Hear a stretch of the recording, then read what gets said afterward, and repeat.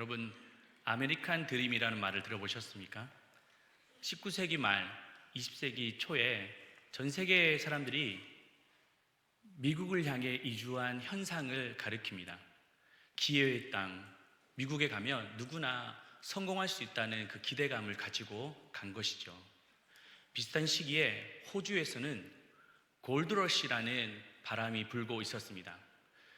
호주에 큰 금광이 발견됐다라는 소문이 퍼졌기 때문입니다. 그래서 많은 사람들이 죽음과 위험을 무릅쓰고 그곳을 향해 갔습니다. 실제로 큰 금광들이 많이 발견되었고 많은 사람들이 부와 명예를 누릴 수 있게 되었습니다. 하지만 모든 일에는 양면성이 있습니다. 그 치열한 경쟁 속에 금을 얻기 위해서 살인, 그리고 강도, 마약, 방화 이런 사회적인 범죄가 많이 나타나고 많았습니다. 결국 겉으로 보면 부와 명예를 가지고 있지만 실제로는 많은 사람들이 고통과 죽임을 당하는 사회적 병리 현상을 겪고 있었다는 사실입니다. 오늘 우리가 살펴보고자 하는 교회도 이와 비슷한 내용인데요, 계속해서 소아시아 7교회에 관한 말씀을 살펴보고 있습니다. 오늘은 특별히 한번 따라하겠습니다. 4대 교회. 4대라는 지역은 지난주 살펴보았던 두아리라 지역에서 동남쪽 50km에 위치한 도시였습니다. 그곳에는 큰 금광이 발견되었습니다. 그래서 단순간에 경제 성장을 이루고 큰 발전을 이루었습니다.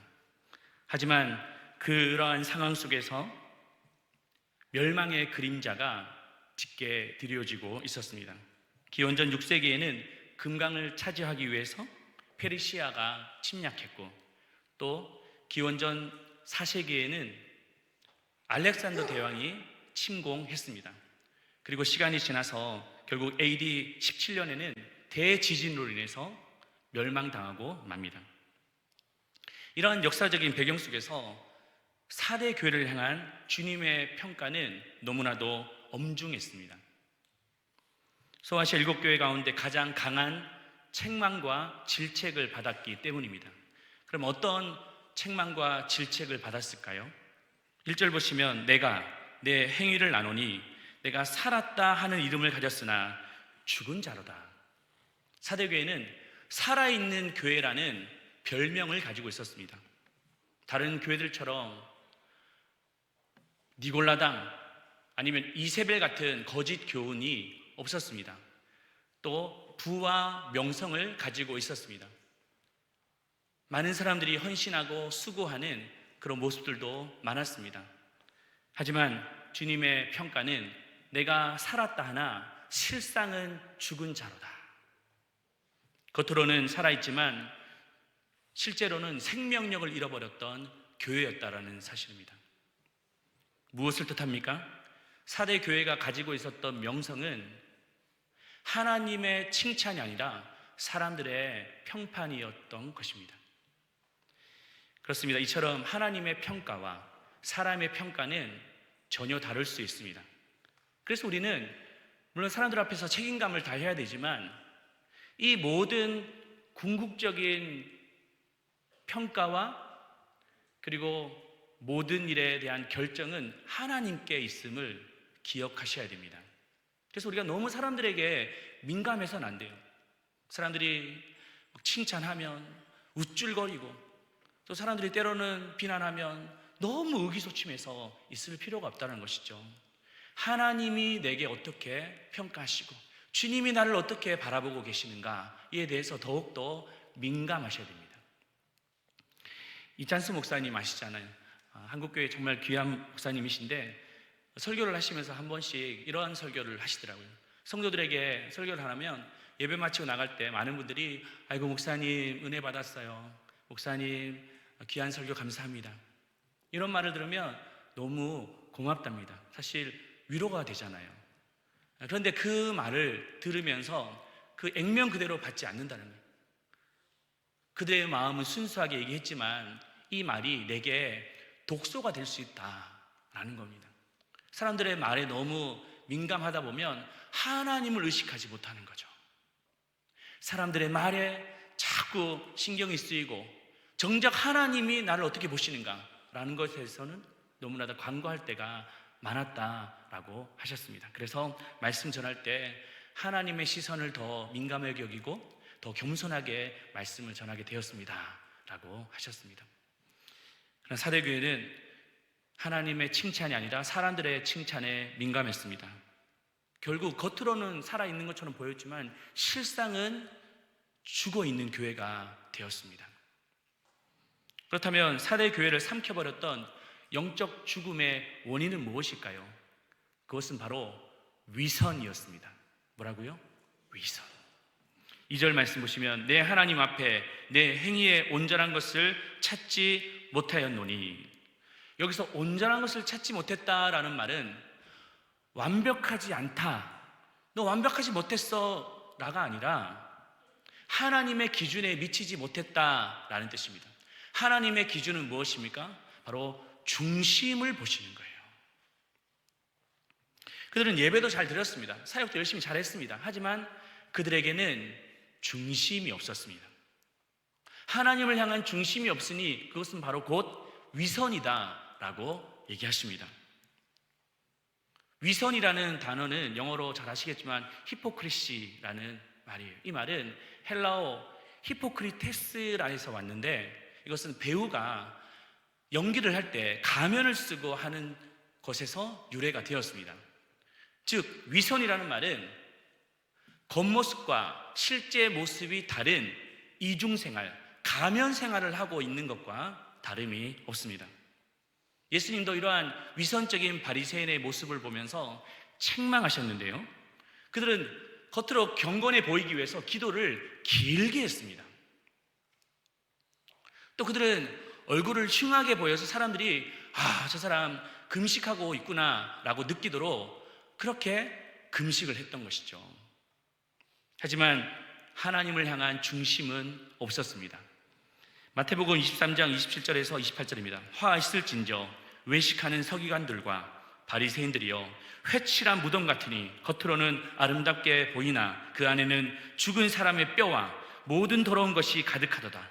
이와 같이 너희도 겉으로는 사람에게 옳게 보이되 안으로는 외식과 불법이 가득하도다.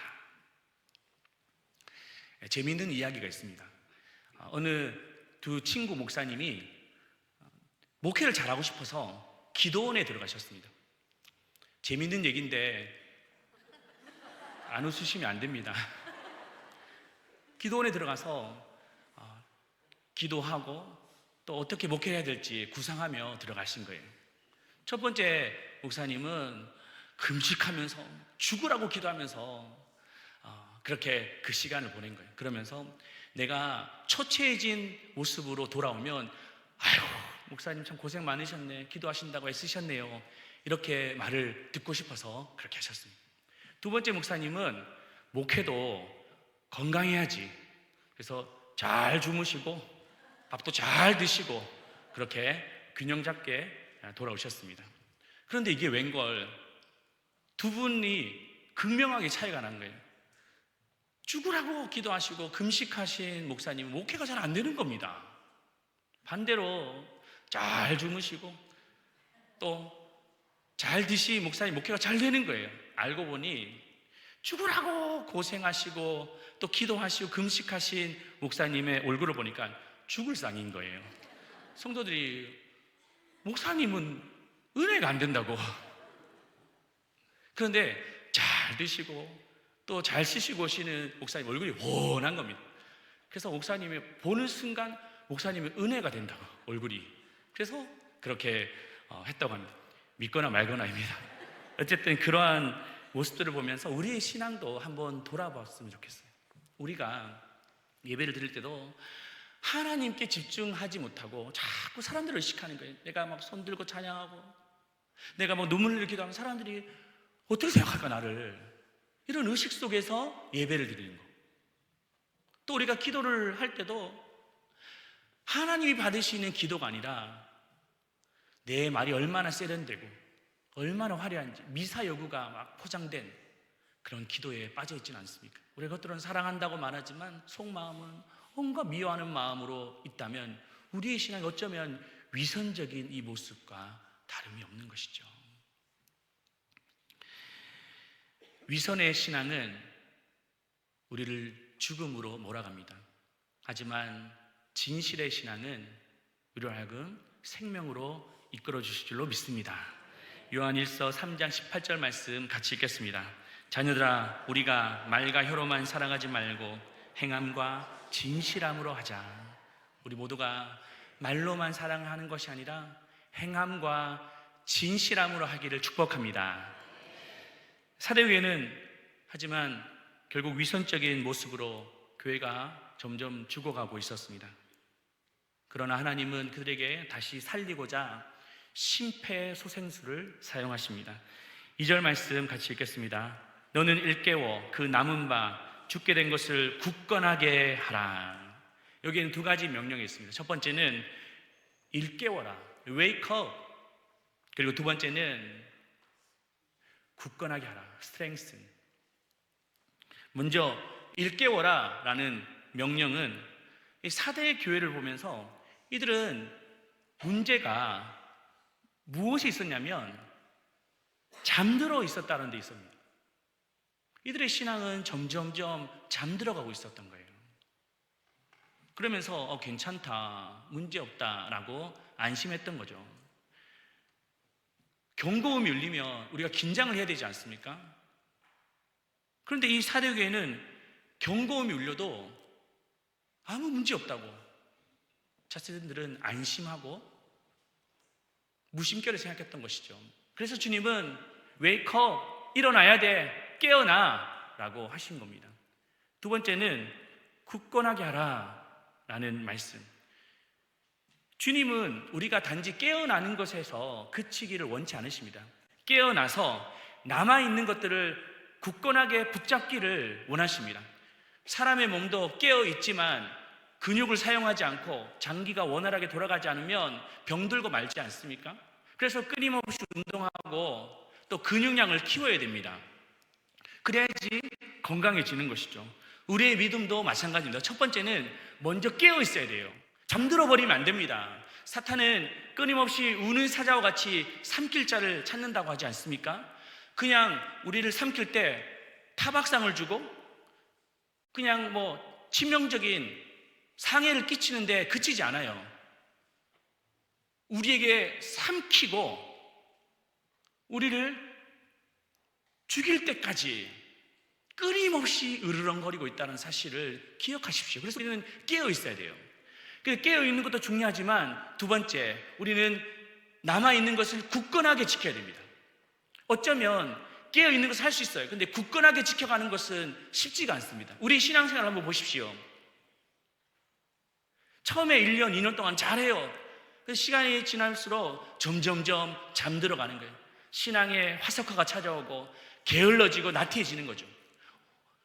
올해만 봐도 1월, 2월 달에는 열심히 신앙생활 해야지 다짐하고 결단하고 우리 말씀 읽어야지 기도자 나와야지 하지만 3월 달쯤 되면 어떻게 됩니까? 해이해지는 거예요. 잠들어 버리는 거죠.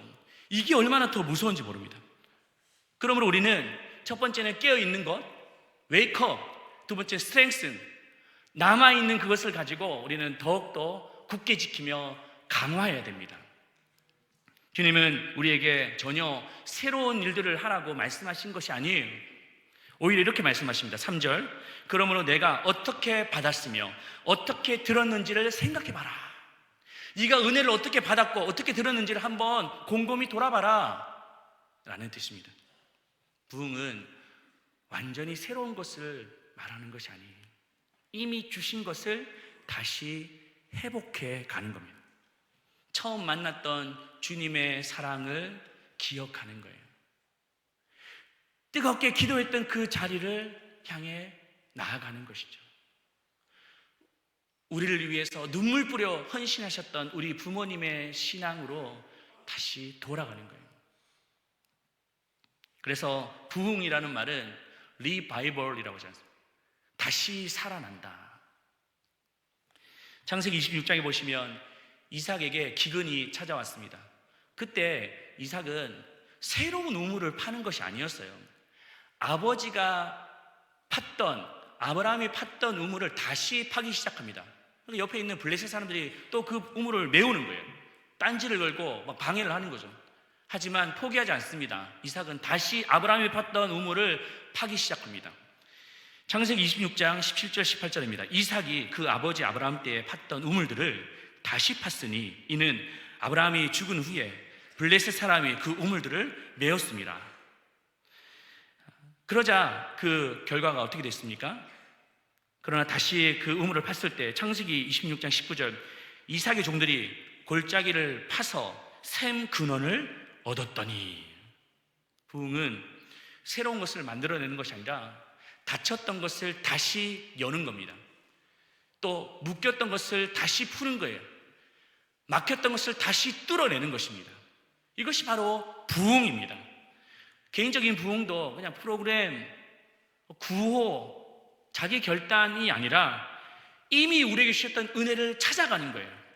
하나님께서 내게 언제 만나주셨지? 그 뜨거웠던 시간들, 성령에 충만했던 시간들, 그 첫사랑의 자리로 다시 돌아가는 것입니다. 지금 우리가 이 자리에 서 있는 것도 그냥 된 것이 아니에요. 우리 믿음의 선조들의 파놓았던 우물을 마시는 겁니다. 도시교회가 잘 되는 것이 그냥 그들이 뛰어나서가 아니에요. 시골교회가 파놓았던 우물을 마시는 겁니다.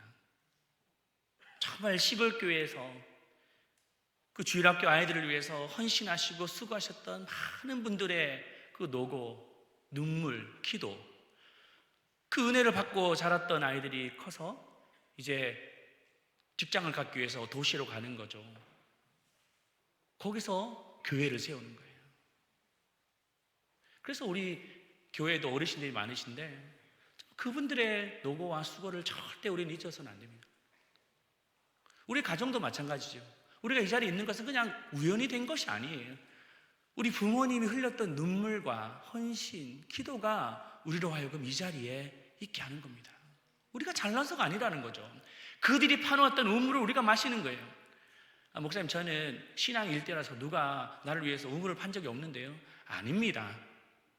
그 한 사람을 위해서 전도자가 눈물로 기도하고 또 복음을 전하며 권하고 사랑을 쏟았기 때문에 여러분들이 이 자리에 있는 거예요.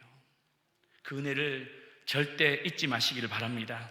그래서 주님은 말씀하십니다. 3절입니다.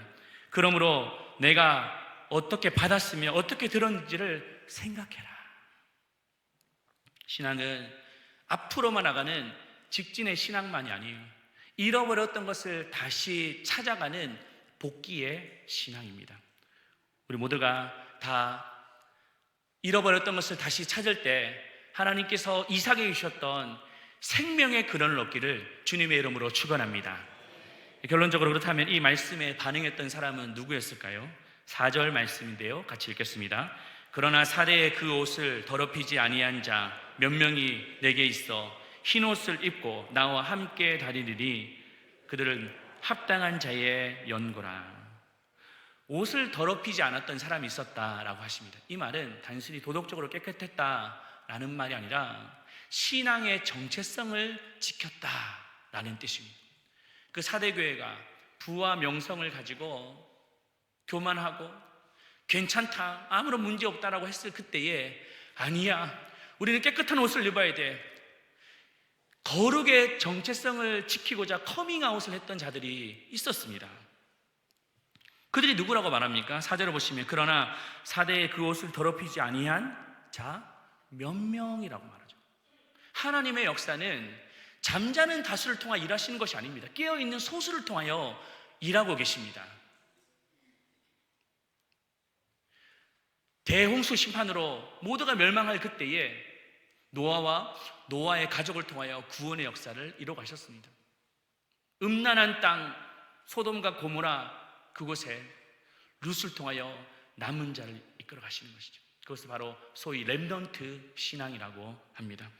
그래서 중요한 것은 크기가 아니라 상태예요. 많이 모였다가 중요한 것이 아니라 깨어있는 사람들이 누구냐라는 라는 것을 주님은 주목하고 계십니다. 지금도 많은 분들이 이곳에 계시지만 어쩌면 하나님은 잠자는 다수가 아니라 깨어있는 소수가 이곳에 도대체 누구냐라는 것을 지금도 주목하고 계신다는 것을 기억하십시오. 여러분, 어떤 자리에 있습니까? 시류를 따라가는 다수입니까? 아니면 진리를 따라가는 소수입니까? 오늘도 주님은 그 몇 명을 찾고 계십니다. 근데 여기서 우리가 한 가지 분명히 해야 될 사실이 있습니다. 무엇이냐면 우리는 스스로 깨끗하게 할 수 없다는 거예요. 우리는 또 옷이 더럽혀지고 또 더럽혀지는 삶을 살아가고 있습니다. 그렇기 때문에 하나님은 우리에게 다른 길을 제시해 주셨습니다. 그 다른 길은 바로 예수 그리스도의 옷을 입는 거예요. 우리 구주 예수 그리스도의 옷을 입는 겁니다. 이게 무슨 말이냐면 하나님은 온 하늘의 통치자이시며 온 땅의 주인 되십니다. 근데 그분이 이 땅에 내려오셨습니다. 왕복을 벗고 죄인의 옷을 입었습니다. 왕관을 내려놓고 가시면류관을 쓰셨습니다. 그 이유가 무엇일까요? 그 십자가에서 그 우리의 인간의 모든 죄를 담당하고 죽으심으로 말미암아 우리에게 의의 옷을 입혀주시기 위해서였습니다. 할렐루야. 그 주님의 의의 옷. 그래서 이것은 우리의 행위로 된 것이 아니에요. 하나님의 선물이었습니다. 그러므로 참된 신앙은 내가 얼마나 잘 사느냐 이게 아니라 더 주님을 붙들고 있느냐, 얼마나 더 주님을 의지하고 있느냐, 그것이 우리의 신앙의 관건인 거예요. 예수 그리스도로 옷 입으면 우리에게 위선이 없습니다. 예수 그리스도 옷이 우리 안에 있는데 어떻게 내가 이중생활 할 수 있습니까? 예수 그리스도로 옷을 입으면 우리는 죄악 가운데 머물지 않습니다. 거룩한 옷을 입고 어떻게 우리가 더러운 삶을 살 수 있겠습니까? 그래서 우리가 위선적인 삶을 살지 않겠다, 죄악을 짓지 않겠다라고 하기보다는 먼저 예수 그리스도로 나로 하여금 옷을 입혀주십시오. 이 신앙의 고백이 필요한 거예요. 여러분, 사대교회처럼 이름만 있는 신앙이 아니라 정말 내면이 살아있고 또 우리 안에 계시는 놀라운 그 복음의 능력이 우리를 지배함으로 말미암아 세상에서 주눅들거나 비굴하게 살지 말고 당당하게 승리하시기를 축복합니다. 그러기 위해서는 더 예수 그리스도 옷을 입어야 돼요. 그러기 위해서는 은혜의 자리에 나가셔야 됩니다. 은혜는 그냥 주어지는 것이 아니에요. 사모할 때 주십니다. 가난한 마음으로 나아갈 때 주십니다. 특별히 금요 성령 집회를 여러분들 사모하십시오. 은혜가 있는 그 자리는 양보하면 안 돼요. 뜨겁게 기도하는 그 자리, 말씀이 선포되는 그 자리를 사모하셔야 됩니다. 이 말을 사람의 말로 듣지 말고 하나님의 음성으로 들으시길 바랍니다. 우리 지난주에 성도님 중에 한 분이 이렇게 금요 성령 집회에 나오셨는데 아직 학교도 가지 않은 두 자녀를 데리고 오신 거예요. 그래서 참 성도님 힘들지 않으시냐고, 아이들을 데려오면 하시는 말씀이 어차피 집에 있어 봐야 게임밖에 안 합니다. 차라리 와도 교회에서 자는 게 낫습니다. 그 얘기를 하시는 거예요. 그 이제 막 찬양을 하는데 그 아이들도 막 뛰면서 막 찬양하고 그랬습니다. 근데 아니나 다를까 설교 시간에 푹 주무시는 거예요. 그런데 제 마음속에 어떤 마음이 들었냐면 참 그래도 귀하다. 그 애기 엄마들이 얼마나 힘듭니까? 근데 그 은혜의 자리에 나와서 말씀 듣고 또 그 자녀들에게 그 신앙을 유산으로 물려주신 그 마음으로 나온 그 자녀들을 하나님께 그냥 내버려 두시겠습니까? 우리 모두가 다 기준이 필요한 거예요. 우리가 정말 양보할 수 없는 이 신앙에 관해서 자녀들에게 우리는 또 우물을 파야 됩니다. 그래야지 그들이 우물을 마실 수 있지 않습니까? 5절 말씀 같이 한번 읽겠습니다. 마지막입니다. 이기는 자는 이와 같이 흰 옷을 입을 것이요 내가 그 이름을 생명책에서 결코 지우지 아니하고 그 이름을 내 아버지 앞과 그의 천사들 앞에서 시인하니라. 흰 옷을 입혀줄 것이며 너희 이름을 생명책에 기록할 것이며 천사들 앞에서 너희들을 내가 시인할 것이다 라고 약속하셨습니다.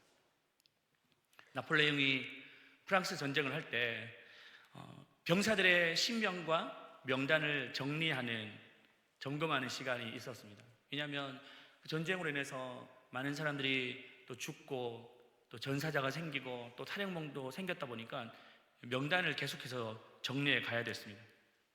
그런데 이 부하가 올려준 이 보고서에 보니까 어떤 한 사람의 이름이 들어왔습니다. 그래서 물었어요. 왜 이 사람의 이름을 정리해야 되느냐라고 물으니까 그 부하가 이렇게 말했습니다. 이 병사는 병이 들었습니다. 이 병사는 실수도 많이 했어요. 또 이 병사는 부상도 많이 당했습니다. 무엇보다도 이 병사보다 좋은 병사가 더 많습니다. 그때 나폴레옹은 이렇게 말했다고 합니다. 그 이름을 지우지 마라. 아직 그는 전장을 떠나지 않았다. 완벽한 자가 승리하는 것이 아니라 끝까지 남는 자가 이기는 것이다. 이런 얘기를 했다라는 거예요. 우리의 신앙도 완벽하기 때문에 이기는 것이 아닙니다. 끝까지 믿음을 지키는 자가 결국에는 이기게 되는 거예요. 오늘 우리가 불렀던 찬송가 중에 357장에 어떻게 말하고 있습니까? 끝까지 이긴 자에게 무슨 옷을 입힙니까? 흰 옷을 입힌다. 또 영생복을 주시니 참 기쁜 일일세. 끝까지 믿음 잘 지켜서 주님이 주시는 흰 옷을 입고 우리가 이 영적 전쟁에서 승리하시기를 주님의 이름으로 축복합니다.